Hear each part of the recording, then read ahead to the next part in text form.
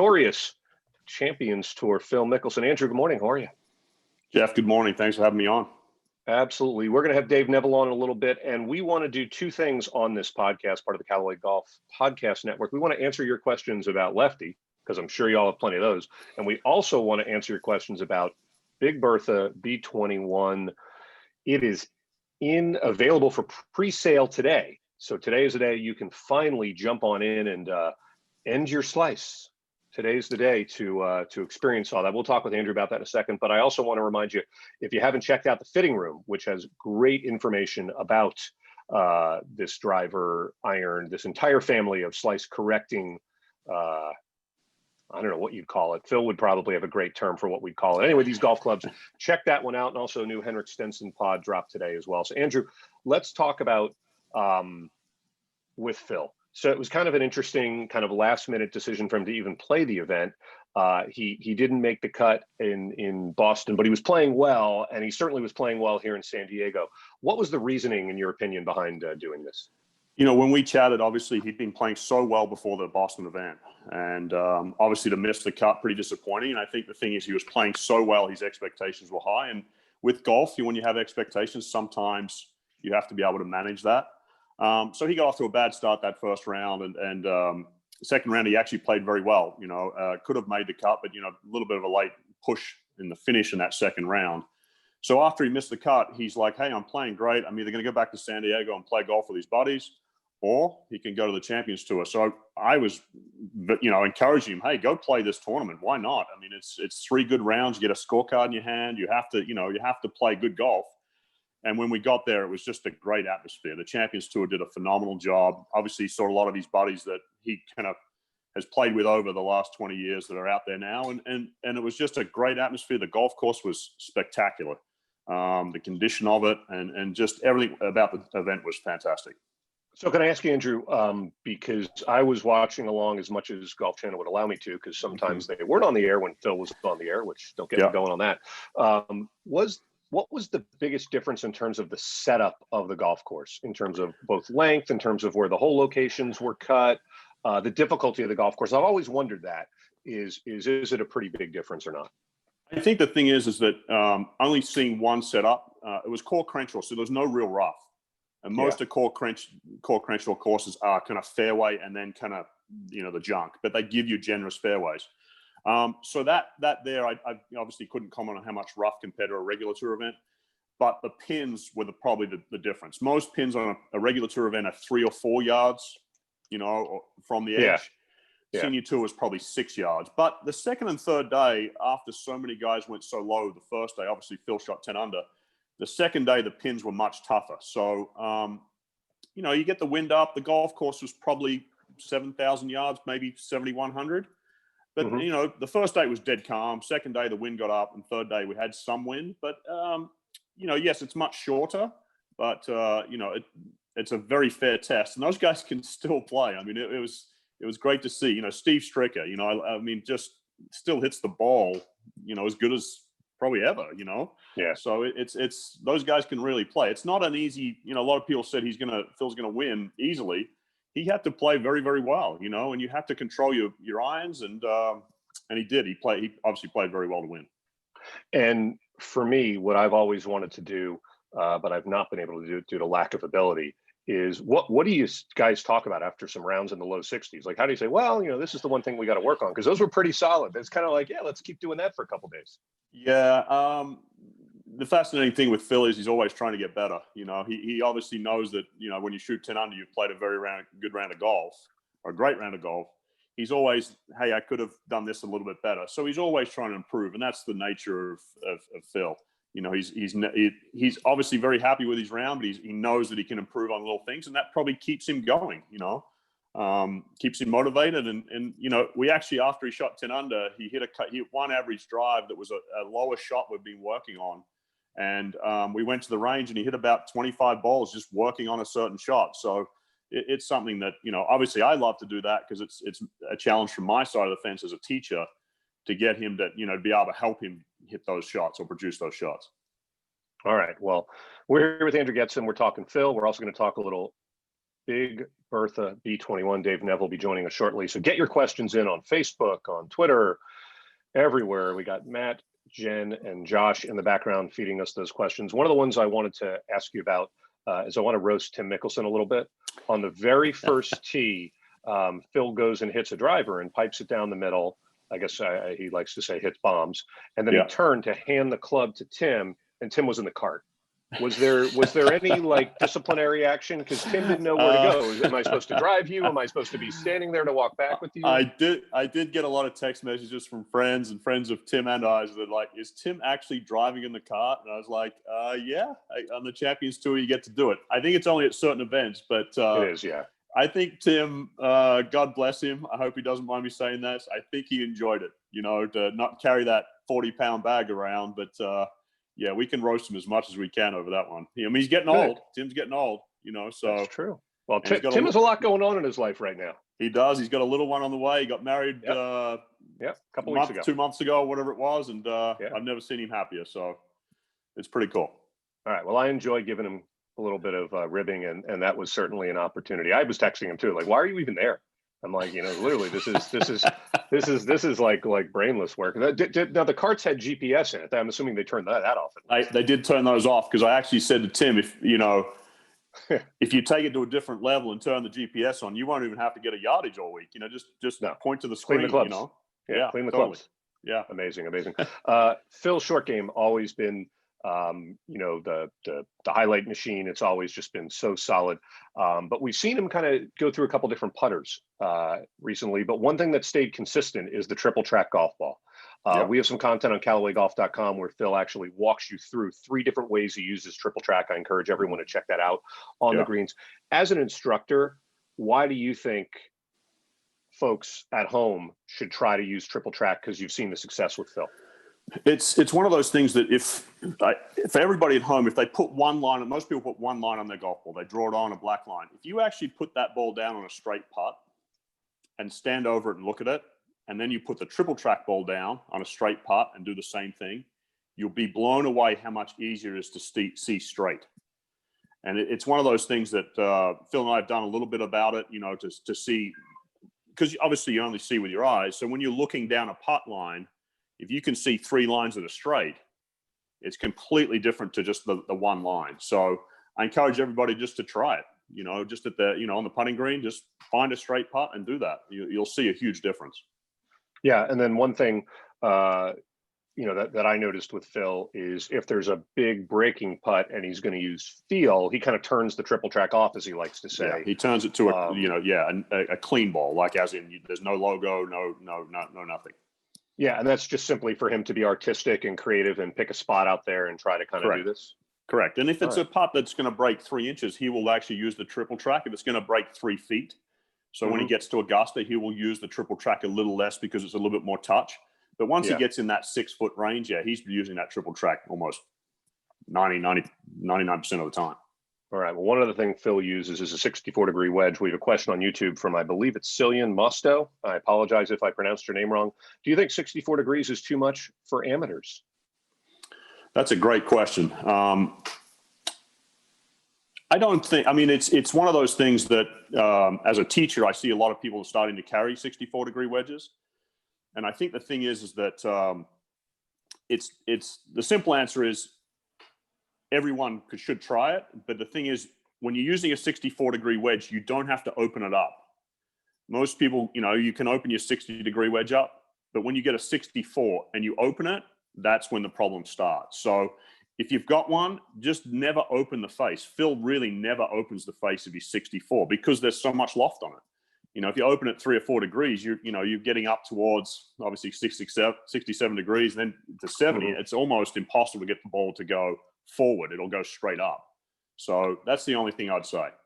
And if I can ask, what is at normal sea level, not altitude, what is Phil's full swing distance with the 64-degree, or is that just something he doesn't even really use? He doesn't use it very often, but a full one would be probably around 75 yards. A 75 yards. Yeah, and that's to a front pin and trying to spin it probably. But it's a rarity he'll use it into a green. Yeah, but that's what's great about how long Phil hits the ball. And one of the other questions we have is how at 50 is he hitting the ball so long? What is the secret to hitting bombs at age 50? Well, he's in obviously very good physical shape. No injuries. The beauty about Phil is that he's spending more time in the gym, but he's used his legs much better the last couple of years. He's always had very loose legs. Now he's using the ground much better. So the key thing is for people that want to get length, they have to start from the ground up and make sure their lower body works more efficiently. And that can be feeling like, pushing the ground through impact. That'll help you get more speed. Makes sense. All right, we're here with Andrew Getson. We're going to get to DNev's and your BB21 questions in just a second. So I wanted to ask you, Andrew, a little bit. One of the great things about the Big Bertha B21, I've been lucky enough to hit it a few times, is really for a high handicapper. You're in the Phoenix area right now, so you're I don't know if he's your neighbor or Phoenix fellow resident, Charles Barkley. This is his driver. This is the club that he wants. We have to be very clear as to who this club is for. You're not going to see this club on tour. You're not going to see it with the better players. But what do you think from seeing amateurs? They all slice. No one just wants to admit it. What do you think about the idea of a slice correcting driver that really allows you to kind of use your own swing, as we're saying, to unlock your inner distance because you're not hitting the ball to the side, you're hitting it more straight? Yeah, Jeff. I know Callaway are obviously very excited about this, with the launch or the pre-launch today, but the key thing is that most people I teach, and it's probably 95% of people, do slice the ball. It's the most common fault in golf. The hard thing is that obviously when the ball is curving for a right-hander from left to right that much, you're losing so much distance. The ball's almost floating. You're creating so much side spin. So with the new Callaway Big Bertha stuff coming out, with that offset, with the draw bias, it's going to square the club up more, even with some swing faults. So obviously that's a huge deal for most amateur golfers. And let's face it, golf is one of those sports where if you're not playing well or improving, it's a hard game. And then if you go to the range, what do you do to work on to get better if you're not, seeing a teacher like me or whatever it is? But with this game improvement club, they're going to really, they've unlocked like technology to help a high handicap golfer. Yeah, and I think the biggest thing, you just hit the nail on the head, is that not everybody has the time to work on it. But also, there's so many new golfers coming to the game. And one of my fears of us losing these golfers is they're going to realize how hard the game is.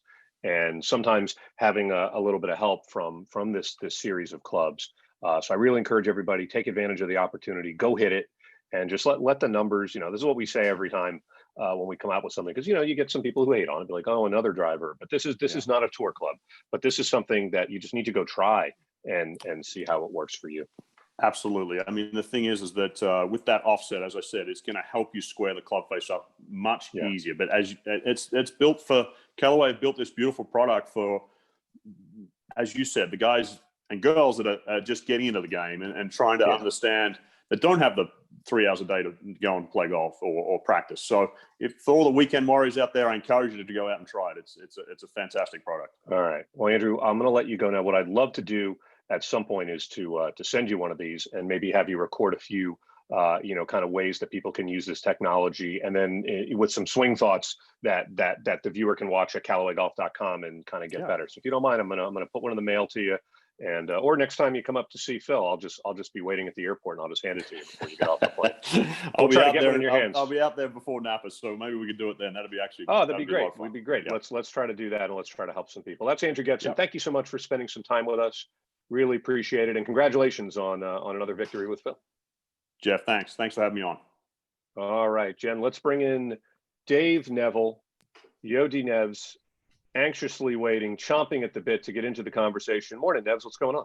Hi, Jeff. How are you, bud? That was a great conversation with Andrew. That guy's awesome. He's great. Yeah, and it's what I find so fascinating is obviously Phil knows so much about the golf swing, and Phil loves to just have someone who can work with him, who can challenge him to do things. And I love the idea of shooting, around to the low 60s and immediately going and hitting 20 drivers to try to work on one particular shot that wasn't perfect. That just shows that's something me and you will never do. A, shoot in the 60s, and B, then have to go work on a shot.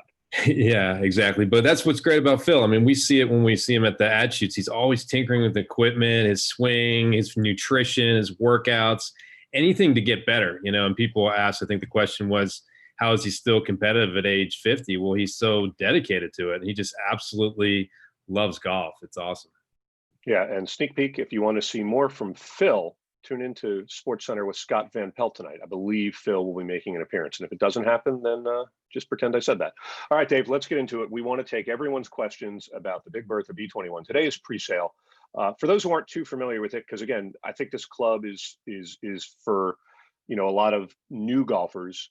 You've covered it on Callaway Talks, you've covered it in the fitting room, but can you just say what pre-sale is for people? Again, we have a lot of new golfers here who are probably listening and watching for the first time. Let's let people know what it is. Yeah, so the way we usually work is we'll have a consumer intro where we let people know about the club. We'll put it out on the website, and then we have a pre-sale or a fitting date, so you can pre-order the club. So these clubs won't technically be available until September 10th in stores, but if you pre-order them now, you are the first ones to get them. We try to send them out a little bit early, and so you'll get them before everybody else. It's also the time that you can go out and get fit, either with your local Greengrass Pro, or you can go to one of the national accounts like a PGA Tour Superstore, Dick's Sporting Goods, Golf Galaxy, Worldwide Golf, all of those, and go and get fit for the clubs. All the fitting tools are in place. So we have drivers out there, irons, hybrids, and fairway woods that everybody can try and get fit. As you were saying earlier, you got to try it out and see if it's better, see if it helps your game.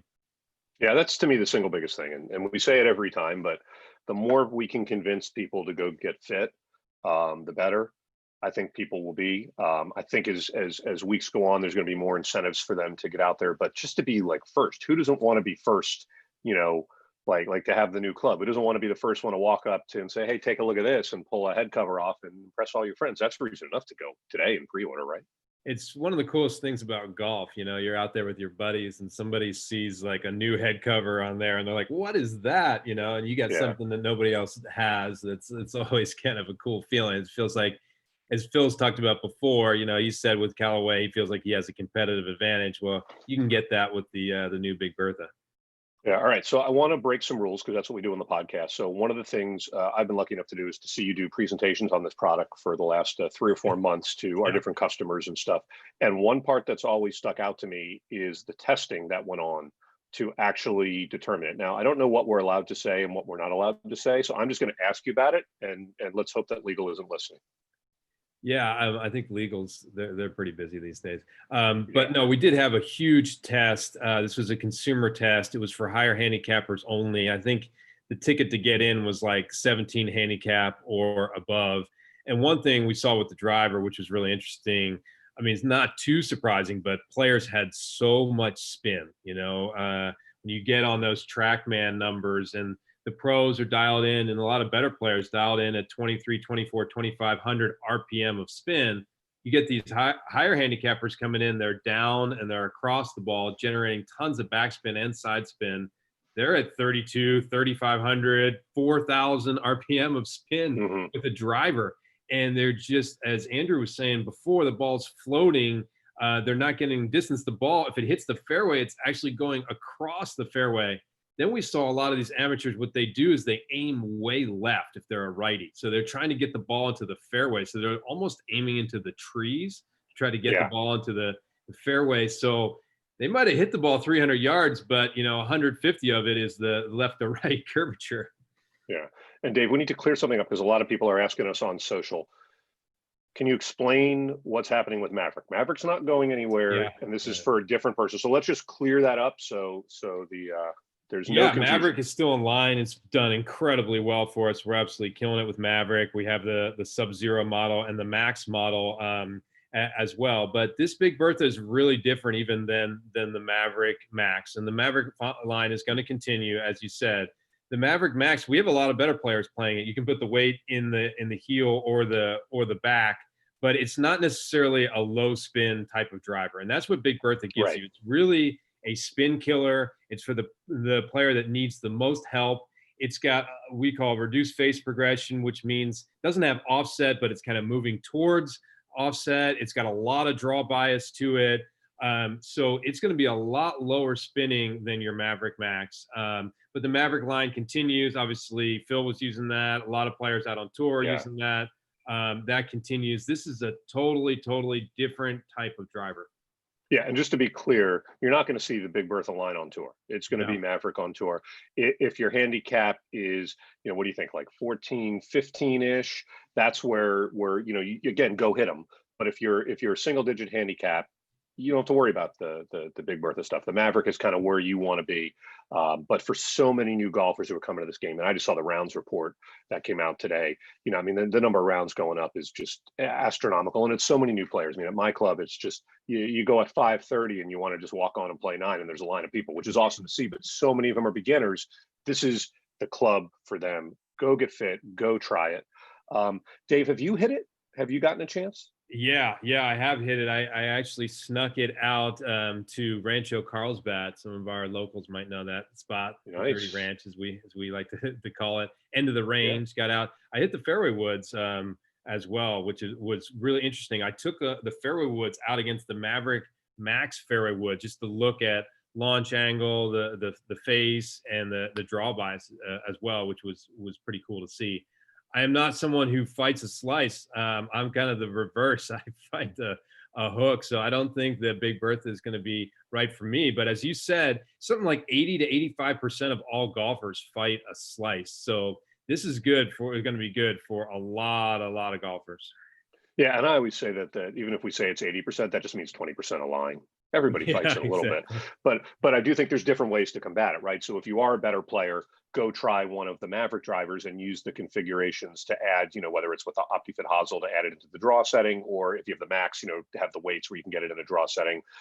There are ways to do it, but I do think it's interesting. I hit it a little bit at the ECPC, and the fairways were what I remember. I mean, the fairway to me looked a little strange looking down at it, but the ball did not go right. The ball absolutely did not go right. I'm kind of with you. I fight the left out of bounds, so this would probably not go in my bag.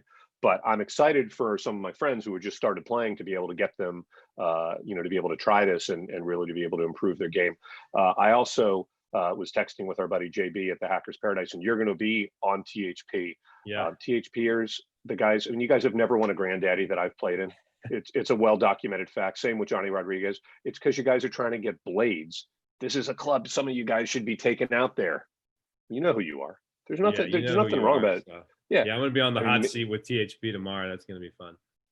Yeah, I'm excited for that. I'll be peppering you with some questions as well, but those are always fun. But I do think that so many golfers, I want to talk a little about the irons, could really benefit from these irons. Now, about 3 years ago, the last iteration of Big Bertha, you made me a set of them, and I played them for almost a year, and I'm super steep.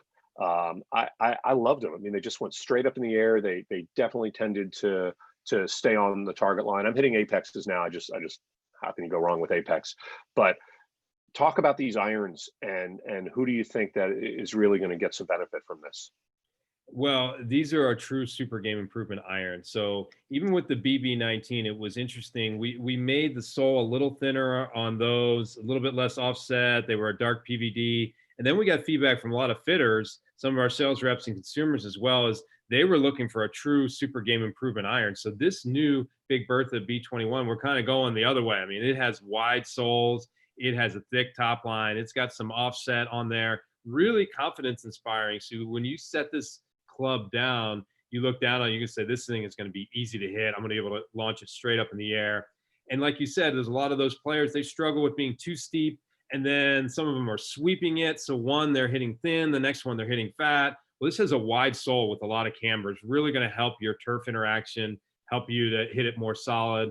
Then you have that AI face, has lots of ball speed and really good spin rate consistency. So it's a great looking iron as well. It's one that you can be proud to have in your bag. Yeah, and I think one of the things that you and the R&D team have noticed is that a lot of our competitors kind of moved away from the super game improvement. They were getting like thinner, and while they were calling it game improvement or improvement, they weren't really helping golfers. We kind of went the other direction. Can you kind of explain the thinking there? Yeah, I mean, some of the competition, they've vacated the space a little bit and kind of moved towards these game improvement offerings. And even if you look at our Mavericks, we have Maverick and Maverick Max. Those would be two iterations really in what we call the game improvement type of category. So the Maverick has a little bit stronger lofts, Maverick Max. The lofts aren't as strong. The sole's a little bit wider, but even the Maverick Max really probably not a true super game improvement iron. Then you have Big Bertha. I mean, the sole is almost 50% wider than the Maverick Max even. It's got way more offset. It's got a thicker top line. And so it's really for those players that need more help. As you were saying before, maybe 13, 14, 15 handicappers and above, when they go in and get fit, they have to try this iron because it is going to be so forgiving and so easy to hit. Get over your ego. Get over the fact that, you're a 20 handicapper, you're playing blades. Forget about that. Play some irons that are going to really help your scores and help your game. Yeah, I used to work with a guy who was a higher than he thought he was handicapped. We played blades. Never made any sense to me. All right, Dave, we have a question on Twitter from Obed Torres 49. This may have been answered, but give us again the biggest difference in the 3-wood between BB21 and the Max. 3-wood. This is a THPer here asking us a question. Yeah, Obed, I know him from THP. What's up? Yeah. Thanks for the question. There are a lot of differences. So one thing you can look at, first thing you'll do is when you set down the club versus Maverick Max, the Big Bertha B21 has way more offset, has the most offset we've ever had in a Callaway fairway wood. And what is that going to do? That's going to help you square it up. That's going to help if your face is a little bit open at impact, which a lot of those players struggle with. The other thing you're going to see is the face on the B21 is shallower, meaning it's not as tall. And what does that do? That gets that leading edge really low to help you get the ball in the air. What do people struggle with fairway woods? They can't get the ball in the air. Get it in the air. Yeah, and then the other thing people struggle with is the length of the clubs with fairway woods are too long, particularly on the 3-wood. So this question is about 3-wood in particular, but we have progressive lengths in the Bertha series in the fairway wood. So the 3-wood's going to be a 1/4 inch shorter than the Maverick 3-wood. The 5-wood's going to be a 1/2 inch shorter. The 7-wood's going to be 3/4 of an inch, and the 9-wood's going to be a full inch shorter. So that makes it almost a tweener between a hybrid and a fairway wood, and that's going to really help you to make better contact. We saw that all the time in the testing, that even though the players, they were swinging the club a little bit slower than they would with Maverick, they were hitting the ball further because they were making better contact with the Bertha. Yeah, I think that's where, again, it sounds like we're a broken record here because we probably are, but that's where you just got to go hit it. You got to get fit, and you got to go take advantage of the opportunity to see, because, you may, as you did with your testing at Rancho Carlsbad, you got to be able to compare them directly. And that's what's so awesome about being able to go to any of the places where you want to go get fit, to be able to do that direct comparison. So Obed, that's what my advice would be, is go hit them side by each and then get back to us and let us know. And that's something I always love to hear, is when people talk about it. One thing where we've been seeing a strong voice in talking about it is kind of in some of our friends from across the pond, Mark Crossfield, Rick Shields and stuff. These guys have done some really in-depth reviews. And, one of the things obviously that we love is we love to talk about our products, but one of the things I think we love more is when other people positively talk about the products. So what have you, I know you've watched all these things, but what are some highlights you want to give people who maybe don't have an hour and a half to go deep dive on some YouTube videos? Yeah, so the feedback has been incredible. And the thing that I guess that I'm most pleased with, most proud of, is that these independent reviewers are saying the Bertha does what they say it does, because we're always accused of marketing, of spinning things, of different claims and stuff.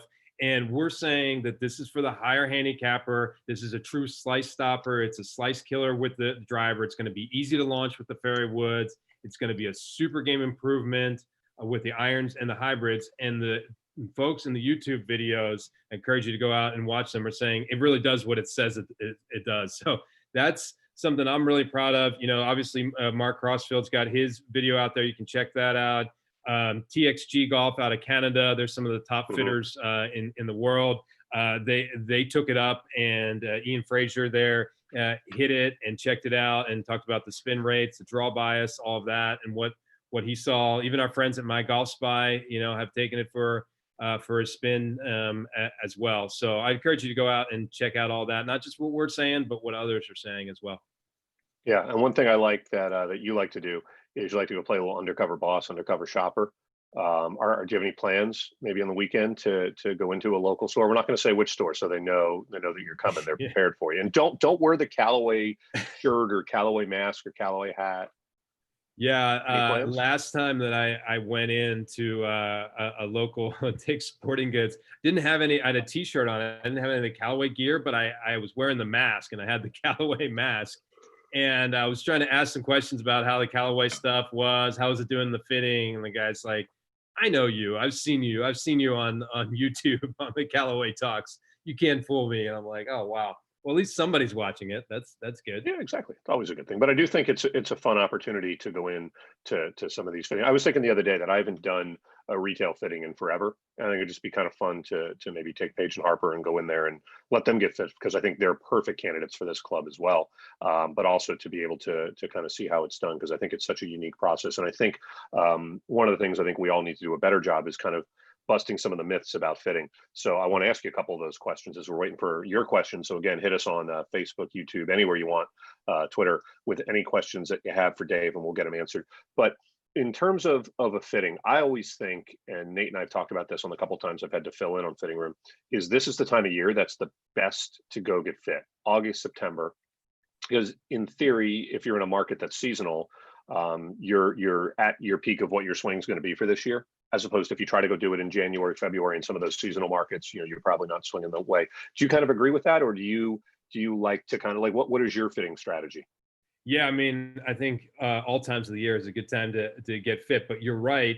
For a lot of players in the warmer climates, their swing is pretty grooved, and a lot of players, like their handicap is the lowest. Late summer, they're swinging well. That's a good time to get fit. But one of the myths that we see out there is people say all the time, "I'm not good enough to get fit," and I think that could be an issue with the Bertha B21. People think, "Oh, I'm a more entry level player. I'm getting back into the game. I don't really want to get fit." That's really when you need to get fit. And if you ask a lot of fitters, they'll say that they can help that type of golfer more than even a tour player. The tour players are so dialed in. You can make little tweaks to them on the margins. You can help them out, but a player that's fighting a slice or has really old equipment, I mean, we can make some huge leap forwards to help people enjoy the game. Yeah, it's funny. I had my moment this year. I wanted to start the year in the Max at last year's Granddaddy, where again we were victorious. Used the Max, played a little bit with Finley. Finley was even hitting the Max at that point, but I still got back to my old habit of just being too spinny, and it was just driving me nuts. And literally, I just put a sub-zero head one day, and all the spin,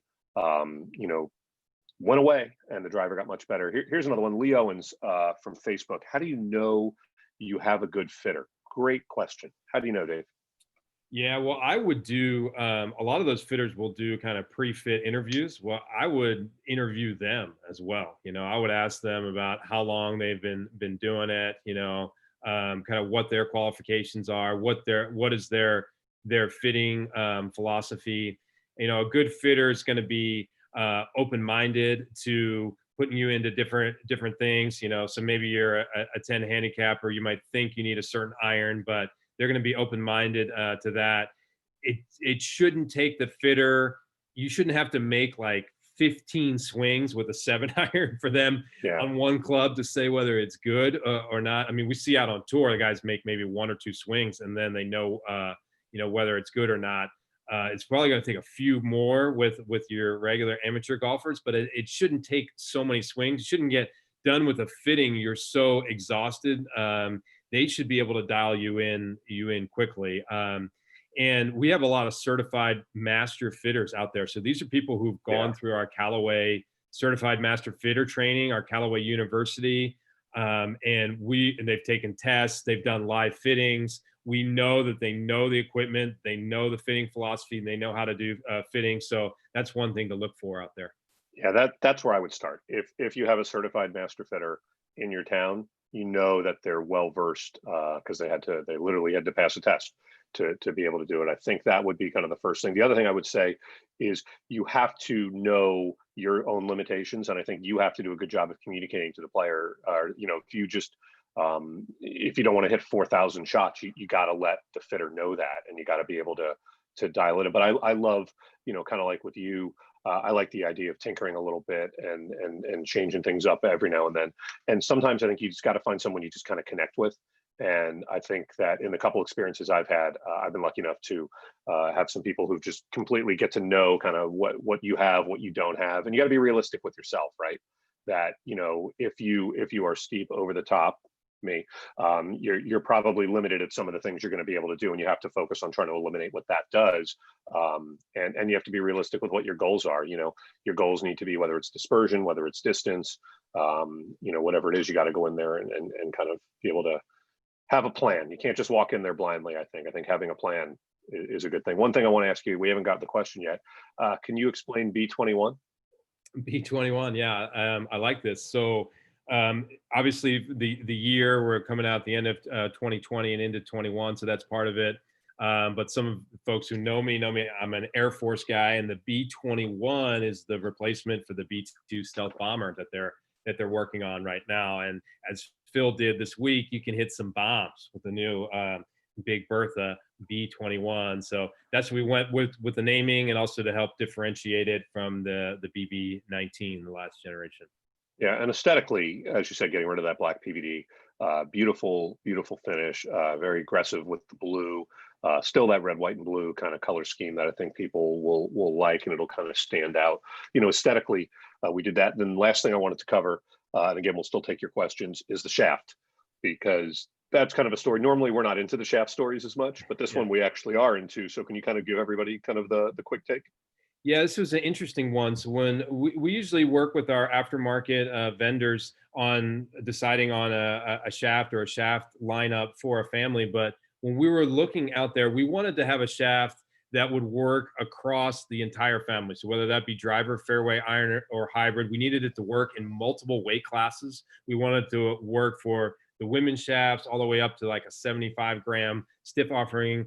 And we didn't really see out there in the market something that really lined up exactly with what we wanted. We have a lot of shaft expertise within Callaway. Not a lot of people know that, but we work with the shaft companies all the time, helping them, giving them feedback, giving them specs to when they're building the shafts. So we decided to design our own, and that's what the RCH shaft is all about. It's named for Richard C. Helmstetter, who was one of the founders of Callaway Golf, the first head of R&D for Callaway. And the RCH shaft was a brand that was really popular in the 90s and 2000s. We had those played out on tour, super popular in both irons and woods as well. So we bring back the RCH name, but it's an all new shaft, totally different. It has, we call an active tip section, which means there's an extra carbon bias layer there down by the tip, just making it easy to launch. And that's a big thing with the whole Bertha lineup. They have to be easy to hit and easy to launch. So we have that beautiful looking, it's ion plated, beautiful looking shaft as well. It's produced by one of the top shaft companies in the world. We can't use their name. Yeah, you haven't even told me who it is. Yeah, but trust me that you would know exactly who they were, and then they would probably send us a legal letter after we have a non-disclosure on that. So anyway, we gave them all of the details of what we wanted, the specs, all of that. They're producing the shaft for us. So it's Callaway branded RCH shaft. We have it in all flexes, all the weights across the board. Now, we have a lot of other no upcharge shafts available as well. If you're not into the RCH shaft, that's fine. But what I'm telling you is, if you're going to get fit, you should start with the RCH shaft. Start there. This is going to be the perfect shaft for this head. I'm not saying that other shafts won't work, but this is a great starting point. It's funny. Miles, the Siamese cat, was sitting right here. And I think he wants food, but he just walked out. I'm pretty sure when you said go start with that shaft, I think he's going to go try to get fit, maybe in the RC shaft. All right, can you walk everyone through? So today is pre-sale. Can you walk us through the timeline that everyone has, because we want to allow people to get these in their bag as soon as possible? Yeah, so today's pre-sale. It's also our fitting days, which means this weekend you can go and get fit for the entire lineup, the entire Big Bertha family. And then September 10th is our official par date. But like I said, you could pre-order these on CallawayGolf.com or at one of our retailers at a green grass shop, and we're going to try to get them out to you even before September 10th if you pre-order. So if you want to be one of the first ones to get it, you got to check out the pre-sale. And we always encourage you to go out and get fit. The fitting tools are in hand across the country. So go and check these out. All right. And on September 10th, Doc Hawk's going to join me on this very podcast, and we'll do the same thing. We'll take your questions And that'll be the day that, in theory, everyone can walk into a store and go get fit and pick one up and actually walk out with it. Right. So that'll be an exciting day as well. Dinez, thanks so much for spending some time with us. Remind everybody where they can see you tomorrow on the Hackers Paradise. Yeah, so out on THP, you'll see a link out on social media coming from JB at THP, or if you're a member of THP, you can go out there. That'll be on the website, and I'll be taking all your questions. We're gonna go deep. We know we got some club junkies out there, and that we're gonna be going deep into the entire Bertha product line. That's gonna be a lot of fun tomorrow. Any giveaways by chance? I think there is going to be a giveaway. I think we're going to give away a Bertha driver, right? I thought so. I just wanted to make sure we told everyone that, because it seems like that would get people to tune in and listen.